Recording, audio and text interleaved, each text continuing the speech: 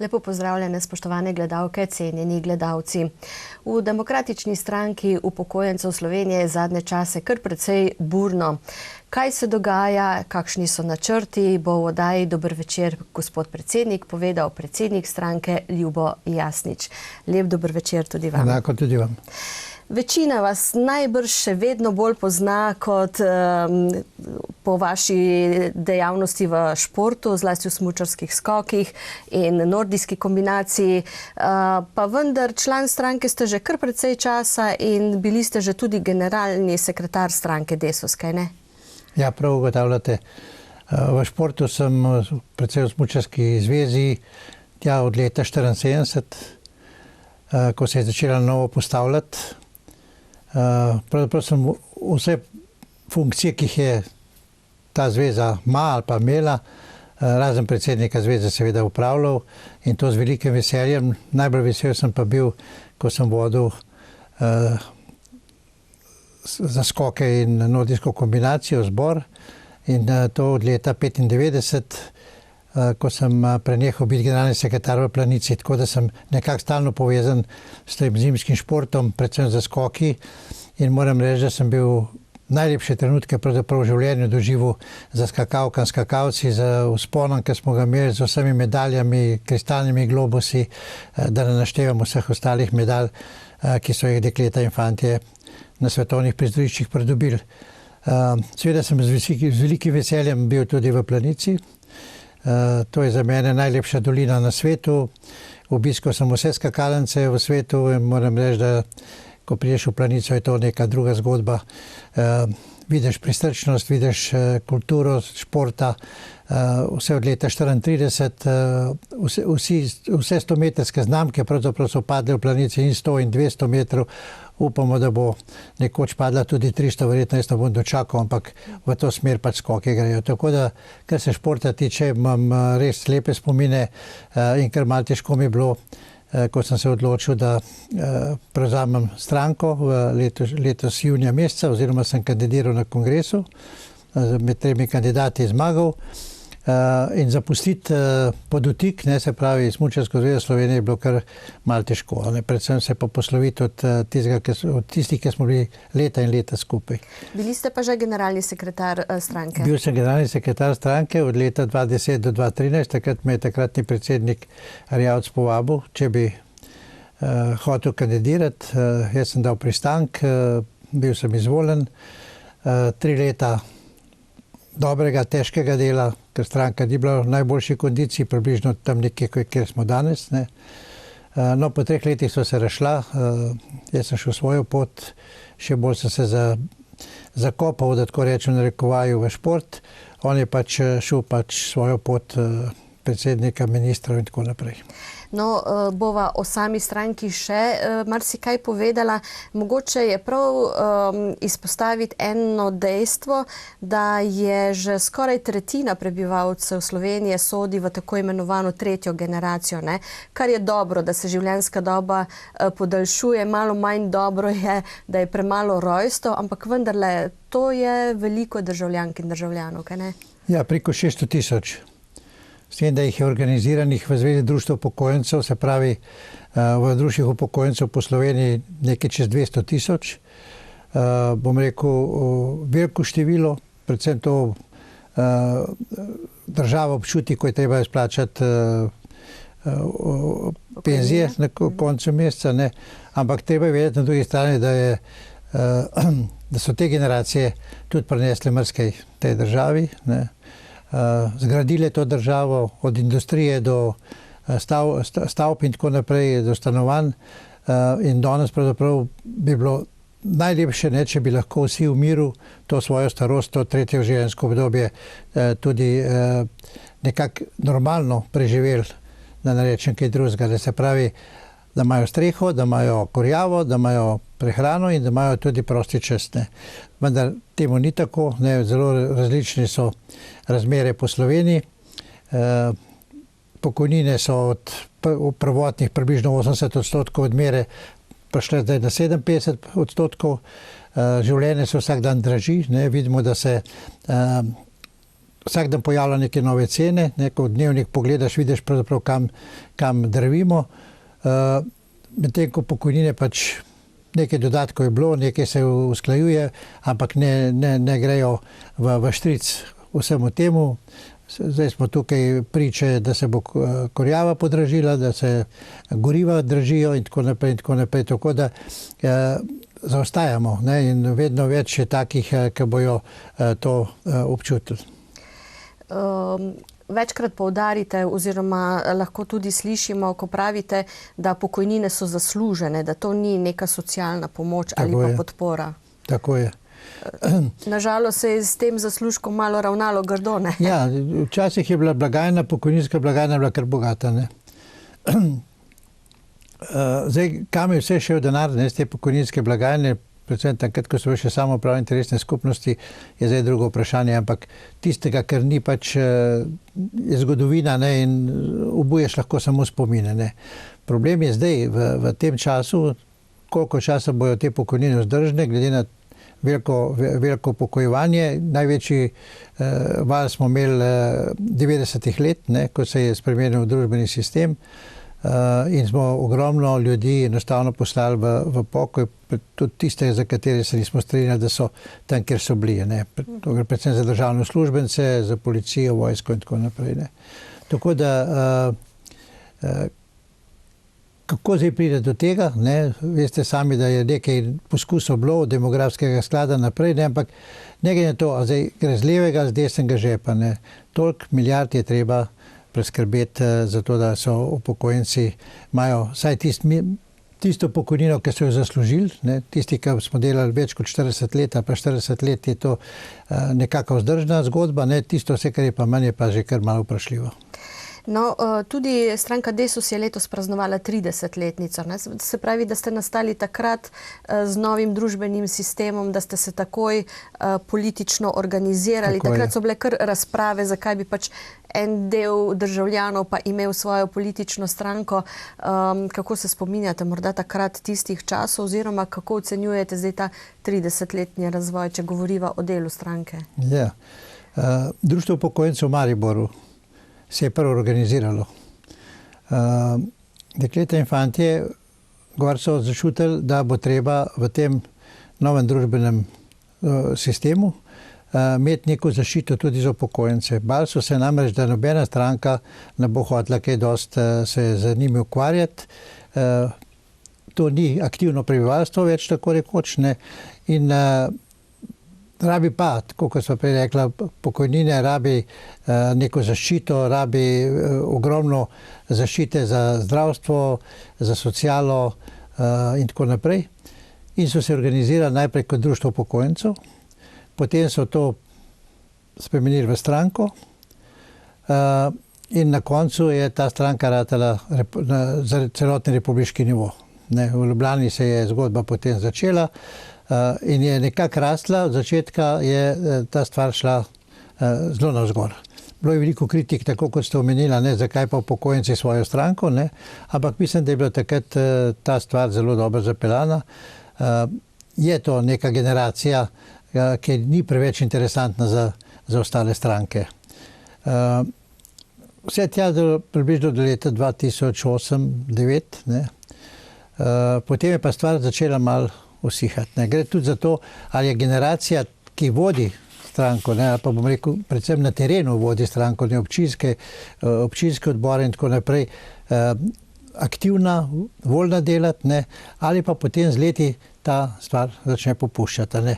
Tako da korenine stranke so zelo dobre, izhodišča, programske izhodišča, ki so jih že takrat postavili, zelo dobre, še danes veljajo in jih imamo zapisano v statutu. Oscilacija pa bila potem pri aktivnostih, ne. Enkrat boljše, enkrat slabše, tako kot je pač pri vsaki aktivnosti. Zveza društva upokojencev Slovenije je bila kar velika hrbtenica tej stranki, sodelovanje je bilo izredno dobro, tudi na terenu društva upokojencev in pa Desus. Marsikje so imeli celo iste prostore, ne, isti ljudje so celo upravljali sekretarske posle in tako naprej, tako naprej. Tako da ta simbioza, ne, starosti, ne glede na to, kje si bil organiziran, je bila zelo močna. Čeprav prej, kot ste rekli, ne veliko potrebujejo upokojenci, so se pa v določenem obdobju, mislim, da tudi zdaj izkazali kot en zelo pomemben podporni steber aktivni generaciji, od varovanja otrok do marsikčesa. Verjetno je to tudi treba povedati. Smo pred volitvami, prihodnje leto, zdaj kateri mesec bojo, ne vemo še, ampak ko razmišljam o tem, kako pristopati k tem volitvam, je to, kar ste zdaj omenila. Dedki in babice so tiste, ki čuvajo vnuke pa vnukinje. Sinovi in hčere so zaposleni. In nekako ta medgeneracijski solidarnostni tok povezati v neko skupnost, ker tisto, kar bojo danes naredili babice in dedki, za vnuke bojo vnuki, ko odrastejo, imeli zato, da bojo lahko svojim otrokom nudili. Se pravi, gre za nek življenjski ciklus starejših, srednje generacije in seveda najmlajše generacije. In to bi mi želeli v tej kampanji, ki jo bomo imeli, enostavno predstaviti. Brez babic in dedkov vnuki in vnukinje ne morejo, marsikakšno stvar postorijo za njih, zato da so lahko starši zaposleni, mi pa vemo, kakšna je danes zaposlitev, da nima delovnega časa. To ni več tistih 8 ur, kot smo jih mi včasih oddelali. No, nekatere družine tudi živijo od ene pokojnine, pravzaprav. Tako je. Lahko zdaj na kratko predstavite organiziranost stranke, pokrajinski, občinski odbori, pa glede na ta zadnja dogajanja, koliko je manj, koliko morda, ki je celo več? Ko sem jaz prišel za generalnega sekretarja leta 2010, smo imeli približno nekje okoli 14,000 članov v evidenci. Ko smo malo prečistili spiske, smo prišli nekje na 11,000 članov. Tako sem tudi stranko zapustil 2013, tam nekje smo, vem to po nakladi, ker smo izdajali mesečno svojo revijo. No, zdaj, ko sem prišel nazaj, je nekje okoli 8,000 članstva, se pravi, da se je razrešilo tam nekje za okoli 3,000 članov. Imamo republiško organizacijo Desus, kot organizirano v Ljubljani z manjšo pisarno, zaposleni sta 2 dekleti z generalno sekretarko. Jaz sem volonterski, ne dobivam za to nobenega plačila, isto generalna sekretarka v tem momentu, ampak vladamo celoten teren, se pravi, na terenu imamo približno 212 odborov, če vzamemo občinske in območne, ki so pa povezani v pokrajino, ampak pokrajino kot tisto mesto dogovarjanja, usklajevanja za posamezne akcije. Drugače je politično pomembna občinska organizacija kot taka. Zdaj je po zadnjih dogodkih, bomo videli, ko bomo zopet šli v čiščenje, narekovaju čiščenje v decembru mesecu, takrat, ko se članarina mora pač vplačati, takrat bomo pač videli, v kakšni kondiciji, kar se tiče članstva smo, ampak jaz mislim, da kaj velikih pretresov okoli tega ne bo. No, velenjski odbor se je preimenoval, šel v drugo stranko, kako ocenjujete take prestope? Ja, lejte, tle je malo napačno razmišljanje o tem, da je odbor šel v drugo stranko. Odbor ni šel nikamor, Občinski odbor ostaja, članstvo se lahko in se je preselilo v druge stranke, ampak odbor je tist, ki ga mi ne ukinjamo, ta je vezan na republiški odbor. Mi shranimo vse tisto, kar je njihovo od pečata do zastave, in ko postavimo novo vodstvo, to seveda se vrne nazaj v kraj. Zdaj, kar se tiče Velenja, ne bi se spuščal vzroke, zakaj se je predsednica tako odločila. Jaz, kolikor vem, je Desus v Velenju bil pomembna stranka, vedno je imel vodstvene delavce, ali pa bom rekel podžupane tudi v velenjski občini, v svetu so bili zelo aktivni, tako da me je ta zgodba malo začudila, ko sem za njo slišal, da mislijo razpustiti organizacijo oziroma preiti v drugo politično organizacijo. Bil je ponedeljek, kolikor se spomnim, jaz sem prihajal iz Švice, bil sem gor na službeni poti zaradi smučarije, ko so mi to sporočili, in jaz sem s predsednico takrat tisto ponedeljek tudi govoril. Povedal sem mi, da vem za sestanek, ki je bil popoldne.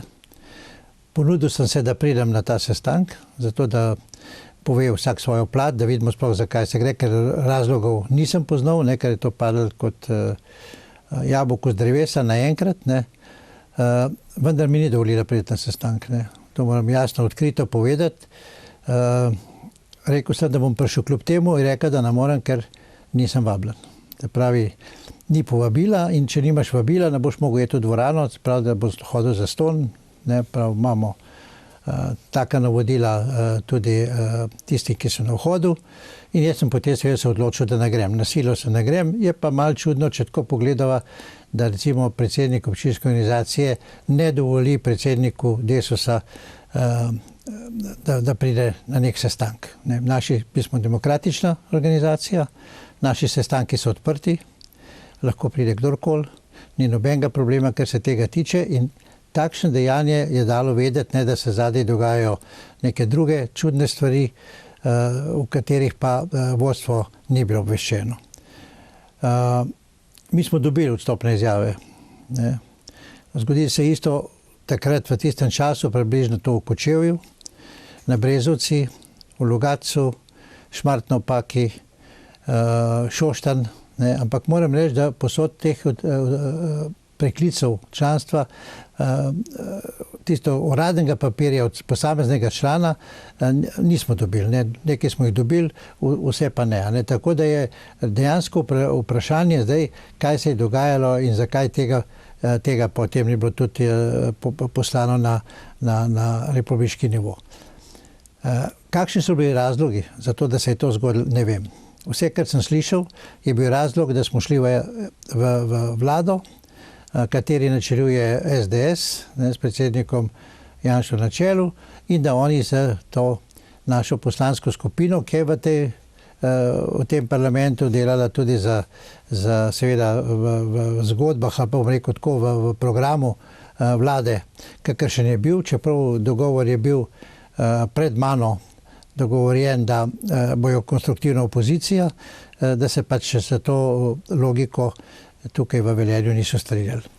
To jaz nekako zastopam. Ne zastopam pa potem vsa dejanja, ki so se temu potem sledila, ne, do tistega velikega nastopa dol v Ljubljani, na Livadi, kjer se je pač vse to zbralo in na veliko pokazalo, kako smo prestopili. Ampak ne, še enkrat ponavljam, ne občinski odbor ne more prestopiti. Prestopijo lahko člani, tako kot so vstopili v našo organizacijo, tako tudi lahko izstopijo z naše organizacije, nihče jih za to ne bo krivil. Ne. Je pač ta fluktuacija kadrov, je pač glede na ne samo na ideološko usmeritev, tudi na to, kaj boš lahko dosegel, kaj boš lahko ponudil svoji okolici, je različna. Enkrat si v tej organizaciji, drugi, jaz tle ne vidim nobenega problema. Ljudje so se pač tako odločili. Ne. No, zanimivo je, kako je bilo z vodstvom stranke, potem, ko je Karl Erjavec odšel, Aleksandra Pivec, pa potem odstop, pa Tomaž Gantar, pa spet Erjavec, pa Brigita Čokl, oziroma tam je šlo kar po vrsti nekaj časa, potem ste vendarle vi to prevzeli. Čemu pripisujete, da je mislim, da od lani, se pravi, samo ta vstop v vlado SDS je to tako močen bil povod za take pretrese v stranki? Ja, jaz bi vam zdaj težko detalje govoril, ne. Vendar vse to, kar se je dogajalo, ne, to so neki resni politični stranki ne more dogajati. Ne. Včasih smo imeli neki enoletni mandat, ne smo se vsi z tega norca delali, ker bomo letos na dan nič narediti. Ne. Začela se je zgodba s tem, da je Erjavec bil 15 let predsednik stranke. In kar nekaj stvari se je v teh 15 letih tudi naredili.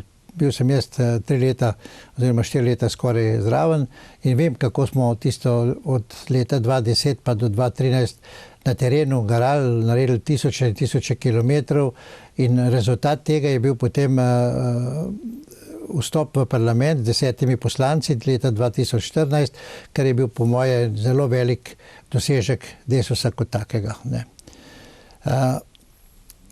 Mislim, da sem ta 7. predsednik zdaj v letu in pol ali 2 letih, nekaj takega. Ne. To ni dobro, ne? Ni dobro za tisto, kar se je dogajalo in ni dobro za tole vodstvo sedaj. Ne? Ker moram reči, da ta rep se vleče. To ne moreš kar presekati, ne bo. Zato je tudi teren, ne, zelo labilen. Na terenu ni bilo stikov z občinskimi organizacijami. Ne. Ko sem jaz zdaj prevzel junija meseca, ne, sem obiskal kar nekaj pokrajin, pa kar nekaj občinskih organizacij in nekateri so mi so rekli, da po 8 letih zopet prišel obisk iz Ljubljane, ne, tako kot se temu reče, prej pa ni bilo nobenega stika. Pisarniško v politiki delati ne moreš. Ne. Delo politike je na terenu, med ljudmi, moraš presluhati, moraš vedeti, kako teren diha, ker drugače ne moreš sprejemati pravih odločitev. In mislim, da so bile te odločitve, kakorkoli so že bile, karkoli je bil pogoj zadaj, so bile narobe sprejete. To, da se je leta 2014 dosegel tak rezultat, je bil po eni strani dober, ne, po drugi strani je bilo pa slabo, ker se je enostavno nekaterem kar zavrtel, zdaj bomo pa kar že vodili državo. Ne moreš. Desus ni stranka, ki bi državo vodila. Desus je stranka, ki je lahko v državi in je dobro, da je stalno v koaliciji, zaradi tega, da lahko vpliva na to, kakšen bo življenjski standard, pa kaj bojo lahko upokojenci dobili. Ker če nisi v parlamentu, ne, to zelo težko zagotavljaš. No, decembra lani je stranka se odločila oziroma organi stranki, da izstopijo iz koalicije, vladne koalicije. Takrat minister Podgoršek se s tem ni strinjal. Njega ste izključili iz stranke? Njega so izključili. Potem to je bilo pred vašim časom, no, ja. To je bilo decembra, mene ni bilo takrat. Ne. Izključili so tudi Polnarja, ne, kot poslanca. Se pravi, da padec leta 2018 na volitvah stranke je bil ravno za polovico. Manj poslancev, kot smo jih imeli leta 2014. Se pravi, da je prišlo do ene streznitve, bom rekel, članstva, da nekaj je hudo narobe, ne, vodstvo je pa ni reagiralo pravilno. Vi veste, da če izgubiš volitve ali pa če doživiš veliko slabši rezultat, kot si ga doživel pred 4 leti, je normalno, da predsednik stranke in vodstvo odstopi. Tukaj se tega ni. To se ni zgodilo, ne, in potem se je nekako nadaljevalo, dokler predsednik sam ni prišel na oder in rekel, dosti vas imam, adijo, ne zanima me več Desus. Ne. To človek, ne, če ima nek občutek, ne, do stvari, do stranke, do ljudi, ne more reči. Ne. Ker 15 let voditi nekaj, potem pa čez noč ti ni briga, kaj se bo tam dogajalo. Oprostite, ne, mislim, ne vem, kakšen izraz se lahko za to uporabi. Ne. Jaz sem takrat, ko sem leta 2013, ko so se rešla, v stranki zamrznil, kot se temu reče, svoje članstvo. Ne. In ko je prišla Pivčeva, sem to zopet odmrznil, v narekovaju, ne. Ampak zgodba ni bila nič drugačna. Ne. Populizem v stranki ne traja dolgo. Stranka mora imeti vsebino. Ljudje morajo vedeti, zakaj so v stranki, ljudje morajo vedeti, katere so tiste vrednote, za katere se bojo zauzemali in jih bo prenašali tudi naprej. In tudi svoji okoljci dali te vrednote, ne samo za sebe. Kakor pa ti gledaš samo na sebe, ne, na to, ali boš popularen, ali boš popularen, kakšne izjave boš dajal, ne, potem to je zelo kratkega diha in to se je pokazalo ne samo pri Desusu, tudi pri ostalih strankah. Ampak kakšen je zdaj status stranke? Tudi na zadnjem svetu ste sklenili, da Desus ni več v koaliciji, ampak poslanci so še kar tam. Decembra meseca je svet stranke odločil, da se gre v opozicijo. Potem pa mislim, da je bilo čez neki mesec, dva, je bilo pa dogovorjeno, da bojo konstruktivna opozicija. Ne. Situacija, kakršna je sedaj v tem momentu, je takšna, da nismo ne na desnem stolu, niti na levem stolu. Ne. Mi pravzaprav sedimo med obema stoloma, ne. Poslanci se niso nič kaj dosti zanimali, kakšno je politično stališče, pravzaprav ga ni bilo, ker zgodba mora biti pač v demokraciji parlamentarni takšna, da stranka zavzame neko stališče, se o tem stališču pogovori z poslanci, oni povejo pa svoje argumente, ali to lahko zastopajo v parlamentu ali ne, in nekako najdeta potem skupni jezik oziroma se dogovorijo, okolikor do tega ne pride, da lahko glasujejo pač po svoji vesti glede na stvari, ki se bojo pač tam dogajale. Tega ni bilo. Stranka ni sprejemala tega, stranka je bila enostavno po odhodu, prvem odhodu takratnega predsednika, enostavno delala pisarniško, da skrajšam, da ne bom izgubljal besed okoli tega. Ne. In seveda potem poslanci dobijo v narekovaju to moč, ne, da sami odločajo vsem. Ne. Od kadrovske politike, od politike stranke in tako naprej. Nekako ratajo elita stranke. Ne. To pa ni namen.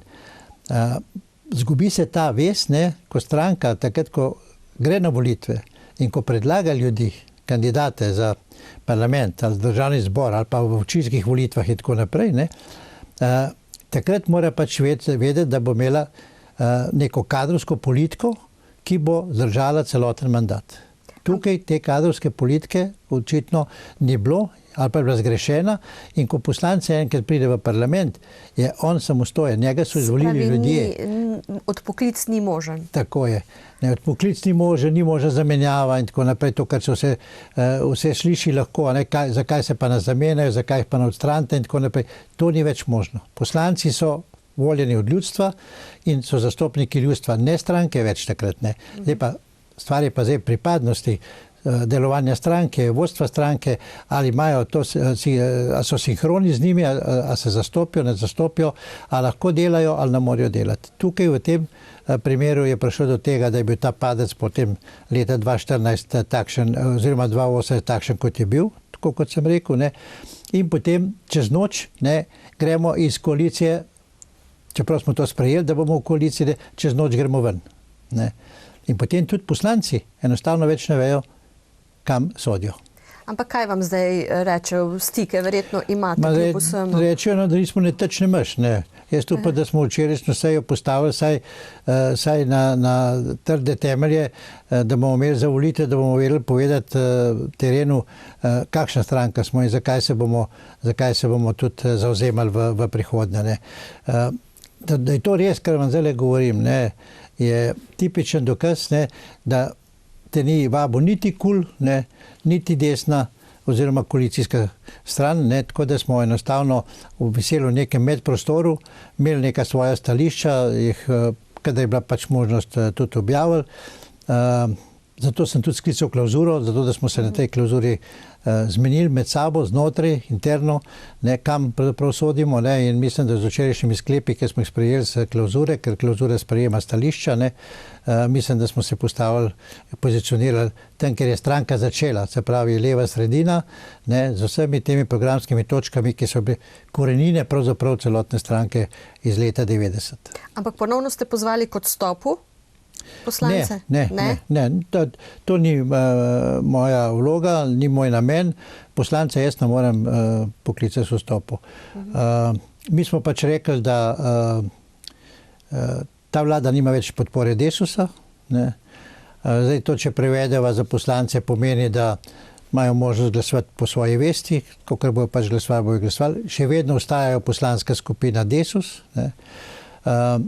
In tudi v odborih in komisijah predstavljajo Desus, ne, ker to jim nihče ne more vzeti. Ne glede na to, karkoli se zgodi, poslanska skupina Desus ostaja. Tako je tudi Polnar, ne, čeprav ni več član stranke, on se je odločil, da bo v tej poslanski skupini Desus ostal in deluje normalno v tej poslanski skupini. Kaj najbolj očitate sedanji vladi? Kar se tiče teh nalog iz koalicijske pogodbe, niti ni dosti za očitati. Očita se tisto, kar se dela, mimo koalicijske pogodbe, ideologija, ki prihaja popolnoma vsa vrata v Sloveniji, vse domove Slovenije, ne, izkoriščanje tega, zadnje stvari, kar so se dogajale, sama vidite, oziroma ste videli vaši gledalci tudi, kaj se je dogajalo v Ljubljani prejšnjo sredo. Ne. To so stvari, ki nas strašansko motijo. Ne. Ta država ni za to bila organizirana. Ne moreš lastnih ljudi oplemenjevati, špricati, kopati in tako naprej. Treba se je z ljudmi dol usesti in se dogovoriti. Mora biti neko normalno sodelovanje koalicije, opozicije, zato da do teh stvari pride. Če pa gledaš naša poročila, naš dnevnik, najprej 20 minut o covidu, kar mislim, da je prav, da se ljudem pove, ampak ne grozi, da se jim pove, kaj in kako. In na drugi strani 20 minut potem samega kregana, kdorkoli se pojavi, našlišeš več lepe besede, ampak samo kdo bo še koga. Tem se Desus ne more strinjati, ne, in zato smo tudi včeraj se rekli, da tega je dost, pejmo na volitve, zmerimo svoje moči, kdor bo dobil mandat, bo pač vodil normalno državo naprej. Predvsem normalno želimo, da se vodi in z nekim spoštovanjem, z nekim dostojanstvom do prebivalcev te države. Spremljate te proteste, tudi vi pravite, da so različne skupine na teh protestih, ki včasih tudi ne grejo skupaj. Vidite tudi vaše člane na protestih? Ne. Starejšo generacijo? Ne. Moram reči, da ne. Kolikor opazujem, mogoče se sem pa tja pojavil, ampak to ni organizirana oblika, niso stranke, člani naše stranke. In tega sem vesel, zato lahko modro, ne, tako kot pač pritiče starejšim ljudem, stvari ocenjujemo in tudi na osnovi tega sprejemamo svoje odločitve, kako in kaj. Predčasne volitve pravite, zdaj se že kar precej govori o tem, pa vendarle mnogi gledajo na te ankete javnega mnenja, na merjanja. Kako ocenjujete, kako kaže stranki Desus? V tem momentu zelo slabo. Kje so vzroki, ne, glede na tisto vse, kar smo naredili, ne, od junija meseca naprej, jaz lahko samo te 3 mesece ocenjujem, ne, ker sem pač zraven in aktiven. Od klauzure do praznovanja 30-letnice, ki je bila res fantastična v Arboretumu, z približno 650-700 ljudi bilo prisotnih, ne. Trajalo ves dan, občinski odbori, pokrajinski odbori so se predstavili, tako da smo sami sebi pravzaprav naredili program. In glede na odzivnost, kakršna je bila, sem pričakoval, da se bo pač to v javnosti nekaj več poznalo. Očitno je nekaj narobe pri politiki, ki jo vodimo. In tukaj smo včeraj na seji sveta želeli stvar zasukati. Ne. Ker na terenu je strašno vrenje proti tistemu, kar zastopajo poslanci v parlamentu, Desus, medtem ko je po organih slika malo drugačna. Tam so pa mišljenje podeljeno. Ne, in 3 mesece približno sem rabil, zato da smo prišli tako daleč, da smo lahko imeli na sejo, kjer smo nekateri stvari rekli bob, ne, in pokazali kako in kaj. Jaz mislim, da zdaj od tega momenta naprej, tudi za volilnim programom, ki ga bomo sprejeli, da bo stvar mehko drugače izgledala. Moj namen, ali pa bom rekel, želja celotnega vodstva Desusa, tudi občinskih, pokrajinskih, je, da se naredi vse, da se pride v parlament na volitvah v letu 2022, ker tam je pravzaprav tisto, kar se potem vidi na terenu, od zakonodaje naprej, da naštevam kako in kaj. Ker sprejemajo in pripravljajo se kar pomembni zakoni, recimo dopolnitve zakona o zdravstvenem varstvu in zdravstvenem zavarovanju. To je vse zelo pomembno, ne samo za mlajšo generacijo, ki bo to potrebovala, ampak tudi za sedanjo starejšo. Vse te zakone, zdaj, ki so na vrsti od demografskega sklada, pa nalezljive bolezni, pa to, kar ste omenila, ne. Včeraj smo jih imeli na dnevnem redu, nekatere smo zavrnili popolnoma, nekaterim pa smo rekli, da z dopolnitvami bi bili za to, da se jih sprejme. Ne. Ampak najvažnejša stvar zdaj, ki se bo zgodila, je pa proračun za leto 2022-2023, in tam se bo pokazalo pravzaprav, kam so usmerjene ti denarji. Ne. Pri demografskem skladu, ki ne bi bil nekakšna blagajna za hude čase, za pokojnine, ne, smo pač povedali, da s tem se ne strinjamo, ne, ker ne vidimo ta pravega denarja, ki bi prišel v ta demografski sklad, zato da bi bilo boljš, kot je v tem momentu. V tem momentu pač država pokrije tisto manko, ne vemo pa, če bo demografski sklad za tistimi firmami, ki so še ostale, koliko je toliko uredne, ki bi prišle v ta demografski sklad, lahko zapolnile to vrzel v blagajni, ki bo nastala, s tem, ko smo prej govorila o tem, da je vedno več upokojencev, ne, in bo treba najti nekatere druge rešitve. No, Slovenija je znana, da kar lepo prodaja svoja podjetja, tudi tista, ki so nekoč zelo dobro stala in bila paradni konji. To verjetno starejšo generacijo tudi zelo moti. To, kar so ustvarjali, se potem prodaja, tudi banke slovenske nimamo več in podobno. Kako da ne. Veliko žuljev je bilo v teh firmah, veliko prostovoljnega dela. prostovoljnih ur vloženih, samo prispevka in tako naprej, se spomnimo, ne. In potem pride pač nekdo, ki misli, da je to vse skupaj nič v redu in se to prodaja. In zdaj, če pogledamo, kaj nam je danes ostalo, ne, zelo malo. Naravno bogatstvo, ne, vodo smo hoteli enostavno, k sreči je zakon to preprečil, tudi speljati na ta komercialni del, ne.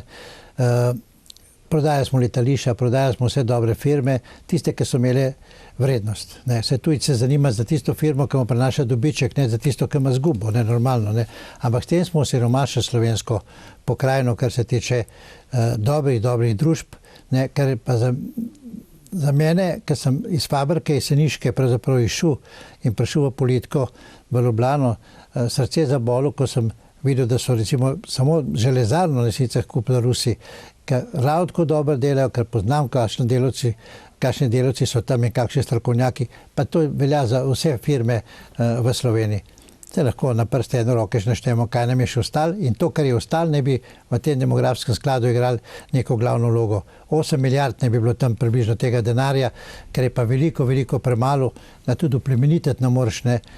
Bolj gre za to, kdo bo na čelu tega sklada in kdo bo dobil službo, tistih recimo 20-30 ljudi, zato pa mi nismo. Ne? Mi smo zato, da se oplemeniti denar, zato da bojo upokojenci ta denar lahko koristili, bo rekel, ali moja generacija še, ali pa tista, ki za mano prihaja. In verjetno država bo morala vedno kaj prispevati tudi iz državnega proračuna, da bi kar tako bilo dovolj za pokojnine, najbrž ne bo. Drugače ne bo šlo. To je po celem svetu tako in mislim, da bo tudi pri nas tako. Gre za neko medgeneracijsko solidarnost, ne. Moj oče je delal za mene, jaz delam za svoje otroke, ne, otroci bojo delali za vnuke in tako naprej. Ta solidarnost mora teči ob tem, da mora država za te stvari poskrbeti, zato pa je država. No, zelo medijsko odmevno je bilo ta odločitev, da imajo starejši brezplačne avtobusne prevoze in podobno. Kako vi to ocenjujete? Jaz pač sem se nasmehnil za tega, ker nekatere stvari, ki jih je Desus v letu 2012-2013 sprožil, ne, so zdaj speljale druge stranke na svoj mlin, zato ker Desus tisto garnituro, ki je bila takrat pač na oblasti, v narekovaju ni speljal. Ne. To so zastonj karte, avtobusne karte za lokalni promet, ne. To so zastonj karte za železniški promet, ne. To so zdravilišča in tako naprej. Kar nekaj pobud smo takrat dali, niso se pa potem speljale do konca. Ne. In ko sem zadnjič, ko sem bil pri Novi Sloveniji in čestitev, kar se tiče prevozov, ne, Ljubljana, Maribor, zdaj se dela to na Obali, Novi Gorici, Novo mesto in tako naprej, sem rekel, vam pa moram povedati, ne, ker ste mlajši tukaj, novi, da so bile to naše ideje leta 2012, takrat pred volitvami in tako naprej. So rekli, vemo, ne, ampak speljali smo jih pa mi in to je res. Ne. Tisti, ki do konca pripelje stvar, bom rekel tako, kot pri plodovih v jeseni, tisti, ki jih ubira, jih ima. Tisti, ki je pa zasedil to drevo, zato da so ti plodovi zrasli, se pač na njega pozabili.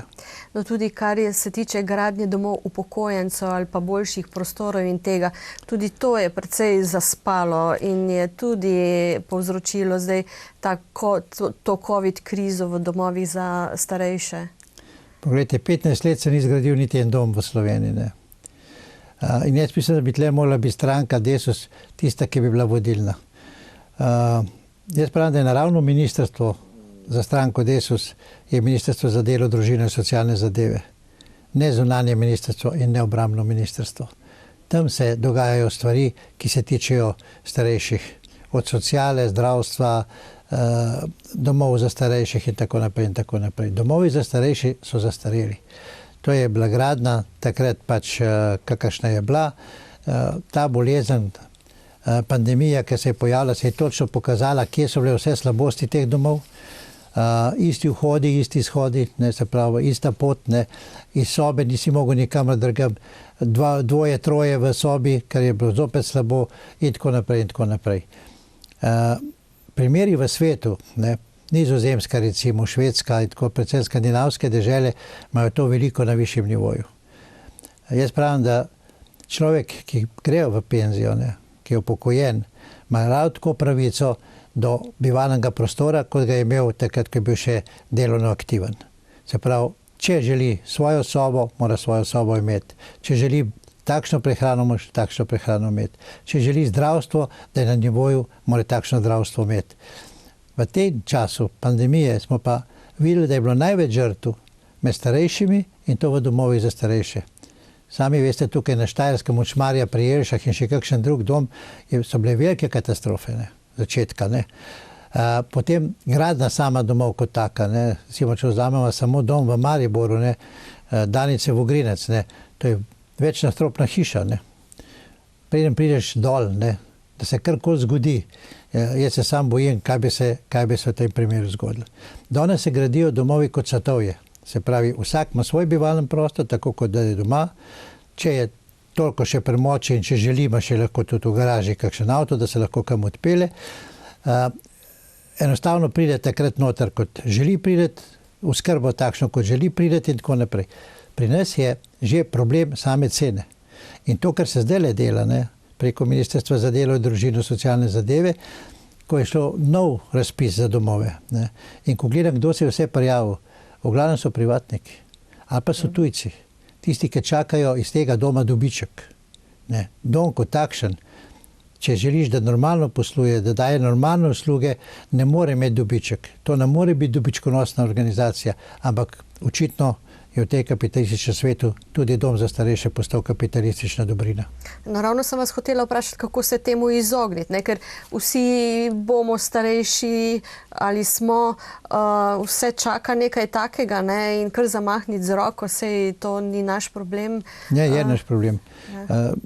Že danes je naš problem, pa bom rekel, aktivne populacije je že problema, ne?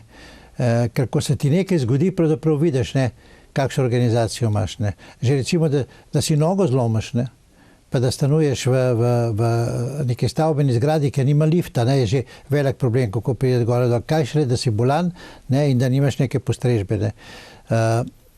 Dolgotrajna oskrba je ena izmed teh rešitev. Ne. Mi se pa zavzemamo za to, da je starejši človek čim dlje doma. Ne. Da mu damo vso pomoč tam, kjer je bil celo življenje živo. Se pravi, da pridemo do njega, ne da ga odpeljemo v neko sredino, ki ni njegova. Ne. In je to psihološki moment, je zdravstveni moment, kakorkoli vzameva. Imeti človeka doma, očeta, mater, ne, je veliko več vredno, kot ga imeti v domu. Od začetka še nekako obiskuješ, pa tako naprej, ampak potem tega zmeraj manj, zato ker časa ni. Ne? In včasih, ko so imeli veliko otrok doma, ne, družine, je sigurno bil nekdo doma, ki je potem skrbel za očeta in mater. Ne? In mi imamo s to dolgotrajno skrbo, zato smo bili zdaj proti takšni rešitvi, kot je, da se vse plača. Mi smo pozabili tudi na prostovoljstvo in vse te stvari. Ne? Enostavno spremeniti tako, da bomo lahko pustili očeta, mater v pojsti, a pa bom rekel v skrbi, takrat, ko bomo mi na delu in ko pridemo nazaj, da ga bomo tam tudi dobili in z njim preživeli ure. Veliko boljše je, veliko bolj zdravo je, veliko bolj socializiran bo, kot takrat, ko ga zapremo v neko sobo nekje, za katerega plačujemo tisočaka in potem enostavno pozabimo marsikdaj, da ga tam imamo. Pa kakšen vpliv potem tudi na vnuke, a ne? Če tako vzamemo, ne? Na vnukinje in vnuke. Gre za to medsebojno, medgeneracijsko solidarnost, ne?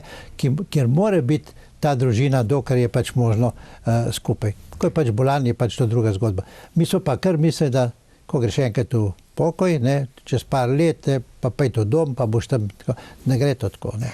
Skandinavija tega ne pozna. Ja, verjetno se aktivna generacija ne zaveda, da tako kot ravna s svojimi starši, bodo njihovi otroci ravnali z njimi, pa potem ne bo tako lušno najbrž. Pravzaprav se strinjamo s tem, kar ste povedali, ne? Ampak zakaj potem v praksi tako težko? A je to res samo denar in res ta interes kapitala? V tem momentu je kapital. Ne. Zato pravim, da stranka Desus je pomembna, značajna stranka in mora biti močna. Mora priti v parlament, da lahko te stvari spreminjaš, drugače jih ne moreš spremeniti. Ne. Ampak ta stranka je nepriljubljena zaradi tega, ker stane.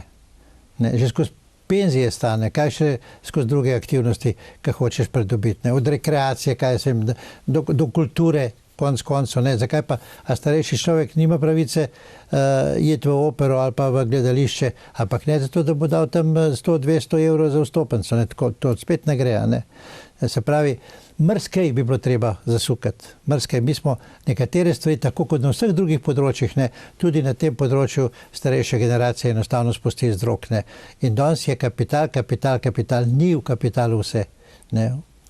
Mnogo je v glavah, ne, vse je pa v srcu, jaz pravim, ne. In to, kar ste vi rekla, kakor skrbimo mi zdaj za naše starše, tako bojo naši otroci skrbeli za nas. Ne. Se spomnite une zgodbe Mačkova očeta, ne. Oče sin do praga, sin očeta čez prag. Ne. To so te zgodbe.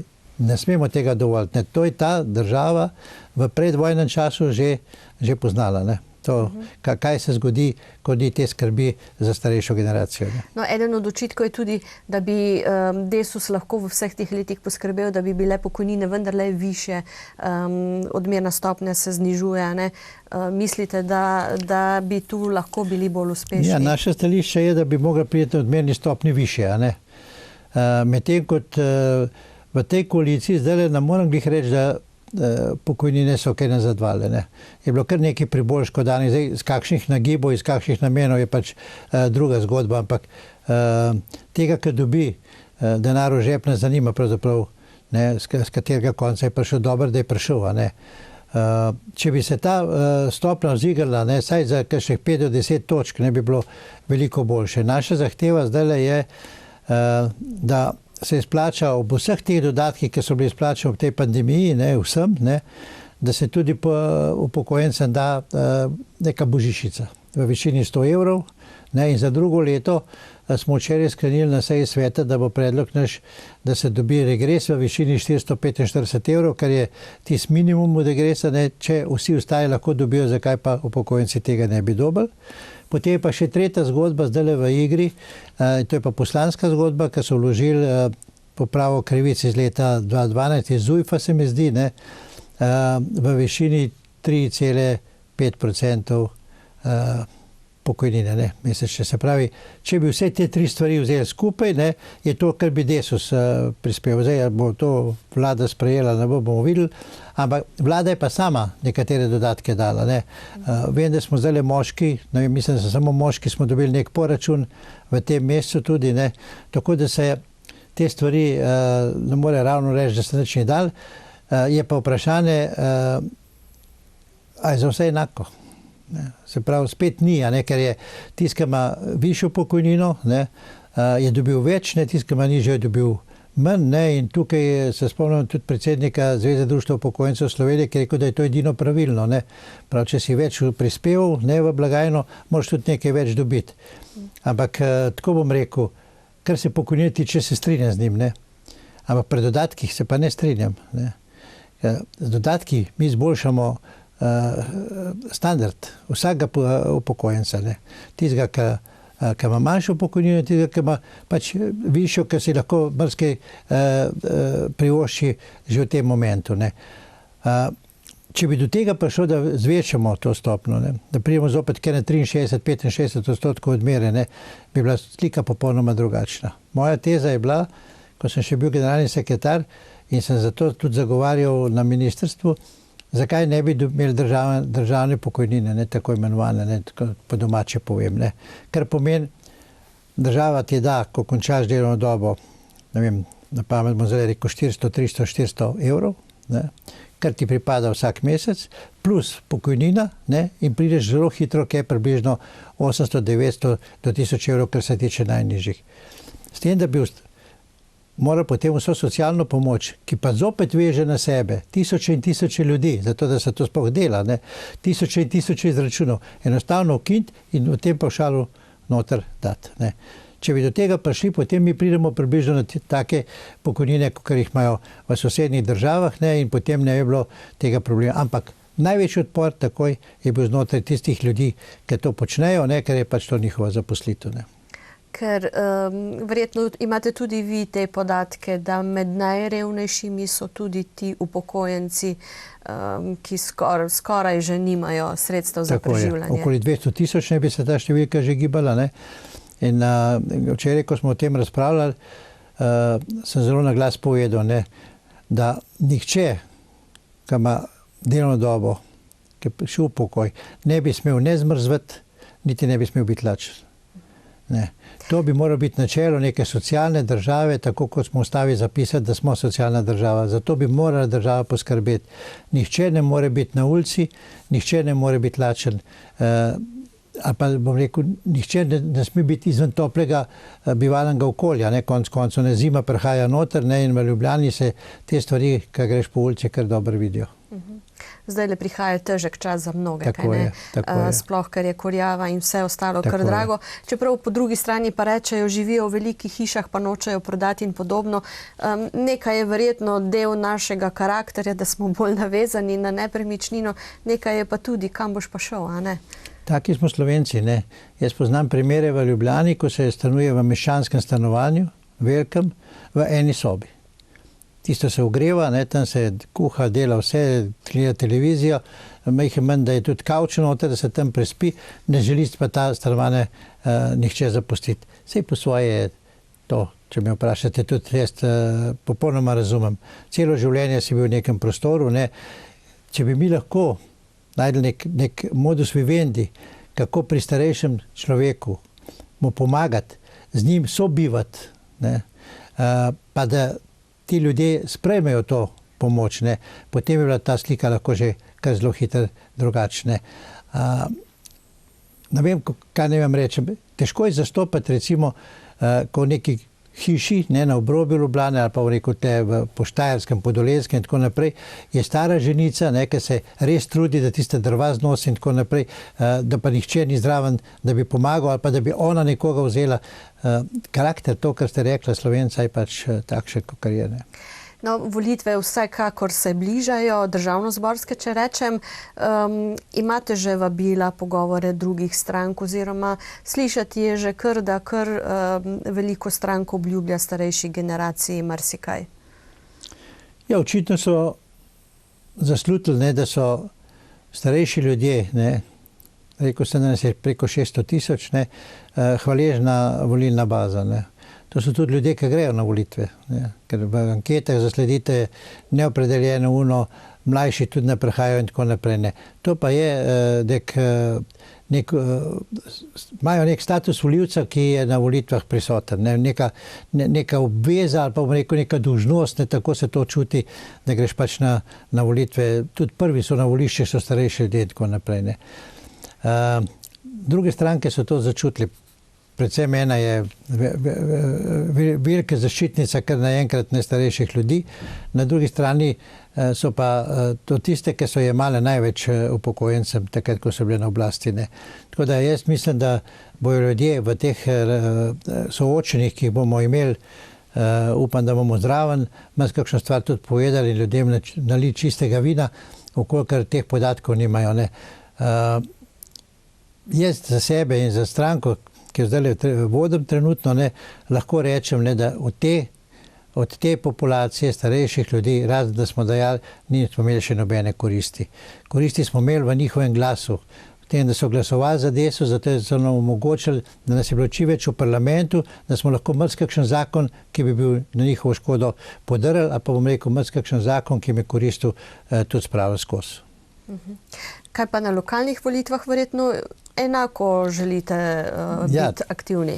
Kar se Desusa tiče, bomo morali na lokalnih volitvah kar veliko postoriti. Predvsem volitve stanejo. Stranka ni ne vem kako bogata, ima denar, lahko deluje, ne, ampak da bi se šli ne vem kakšne velike zgodbe, ne, to, kar si lahko privoščijo druge stranke, tega ne.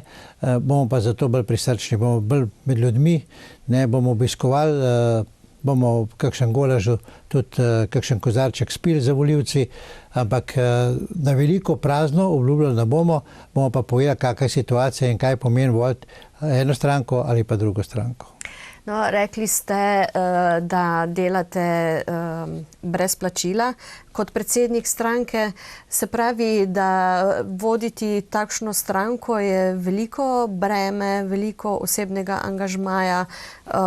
Nekateri pravijo pač, že imate kakšne interese, druge zasebne, da to počnete. Nobenih. Jih tudi ne rabim. Da vam po pravici povem, jaz imam 41 let pa pol delovne dobe. Bil sem 10 let zaposlen pri tujcih, pri Švicarju. Tako da, kar se tega tiče, moj standard je popolnoma zadovoljiv, ker se tudi zahtev nimam, ne vem kakšnih, stanujem v bloku, ne, med drugim nimam ne hiše, nimam ne vrta, ne. Soproga je doktorica, tudi že v pokoju, ne, tako da sva oba neodvisna, kar se tega tiče, ne rabva nobenih posebnih nagrad ali pa, bom rekel, bonusov. Enega sina imamo v Švici z družino že kar skoraj 10 let. Tako da, kar se tega tiče, ne rabim nič. Včeraj je bilo ravno sklep, ker ga je treba izpeljati, kar se tiče nagrajevanja nas prostovoljcev, ne, predsednika in generalnega sekretarja. Jaz sem se včeraj na izvršnem odboru odpovedal kakršnemu koli honorarju v korist stranke, zato da bomo lahko nekomu drugemu, ki pa to pomoč rabijo, lahko mirne duše dali.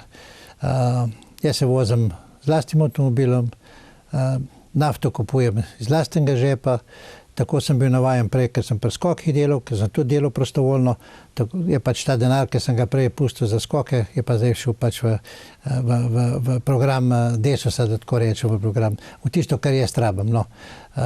Jaz sem vesel, da sem z ljudmi. Ampak odgovornost je pa velika, mislim, obveznosti pa je veliko. Je. Tako po pravici bom povedal, moj dnevnik se začne ob 6 zjutraj, ko vstanem, ne, ob 7:15 gremo doma, s prijatelji popijemo kavo, ne, tam nekje ob 8 začnemo delati, potem pa popoldne, zvečer, kadarkoli pač pridemo, včeraj je trajalo do 8, predvčerajšnjem sem bil na terenu v Rogaški Slatini, sem prišel zopet ob 8 zvečer domov, ampak zato sem se odločil in v tem uživam. Pri svojih 75 letih mislim, da me tudi ta adrenalin, ne, pomoči potrebnim, ki jo dajem, nekako tudi gor drži. Zdaj pa še tisto aktualno vprašanje, ki ste ga tudi sami takoj povedali, cepljeni ste? 3-krat. Tako. Se pravi, dobil sem že poživitveni odmerek, ne, s tem nimam problema. Ta je bila malo za šalo na koncu. Ampak filozofija moja je bila zelo preprosta. Ne. Če imaš 2 zla, ne, v življenju, zbereš tistega, ki je manjši. Če je cepljenje zlo. Ne. Ampak cepljenje se je pokazalo, kljub vsem stranskim učinkom, v tem momentu sigurno kot najbolj učinkovito sredstvo, dokaj se ne bo nekaj iznajdel. Ne. Jaz soprogo to večkrat govorim kot medicinskim delavcem, ne. Mora priti 5-10 let, ona sama pravi, da bomo prišli do nekih spoznanj in da bomo potem sigurni v stvar. Čez noč se ne da v življenju nič narediti, v medicini pa še manj. Tako. Hvala lepa za tale pogovor in uspešno delo vam želim. Najlepše hvala vam za povabilo. Lep pozdrav vsem vašim gledalkam in gledalcem. Tako. Hvala lepa torej tudi vam, spoštovane gledalke, cenjeni gledalci, za pozornost. Lepo se imejte še naprej.